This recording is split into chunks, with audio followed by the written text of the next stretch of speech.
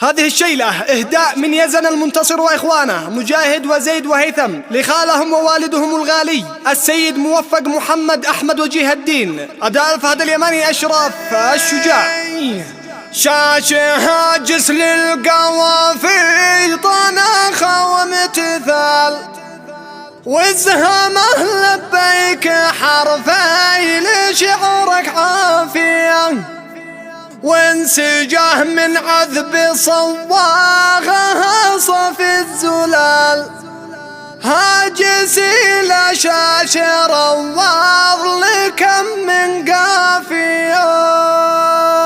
سرها. شاشة هاجس للقوافي طناخة وامتثال وازهمه لبيك حرفي لشعورك عافية وانسجاه من عذب صواغها صف الزلال هاجسي لا شاش روض لكم من قافية امتطيل الشعر واسرج بها نحو الخيال ناطحات الفكرة غفراه هممها عالية سربها نحو الموفق محمد ارتسال بالشموخ الحيدرية تزف الحانية للسموه للطناخة من اسياد الرجال وانبلج بالذكر شعريها للإنسانية خيرة رجال الوفا والمهمة الثقال والشهامة نبعها بان في الميدانية الرجال الصادقة ذي تحقق للمحال ووضحت مبادرتها شيمها عالية كلمته كالسيف لقى لها صر الفعال ما يقصر لنا والخير فعله وافية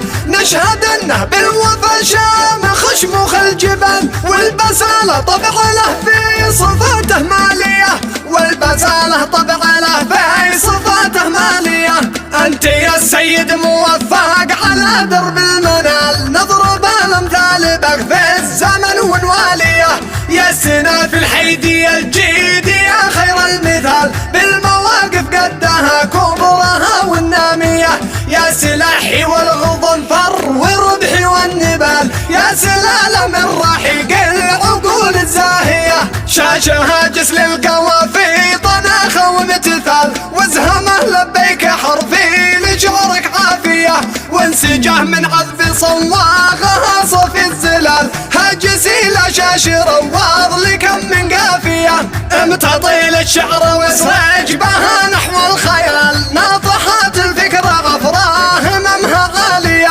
سربها نحو الموفق محمد ارتسال بالشموخ الحيدرية تزف الحانية للسموه للطناخة من اسياد الرجال وانبلج بالذكر شعريها للإنسانية خيرة رجال الوفا والمهمة الثقال والشهامة نبعها بان في الميدانية الرجال الصادقة ذي تحقق للمحال ووضحت مبادرتها شيمها عالية كلمته كالسيف لقى لها صر الفعال ما يقصر لنا والخير فعله وافية نشهد انه بالوفا شامخ شموخ الجبال والبسالة طبع له في صفاته مالية والبسالة طبع له في صفاته مالية انت يا السيد موفق على درب المنال نضرب الامثال بغف الزمن ونواليه يا السنة في الحيدية الجيد يا خير المثال بالمواقف قدها كبرها والنامية يا سلاحي والغضنفر وربحي والنبال يا سلالة من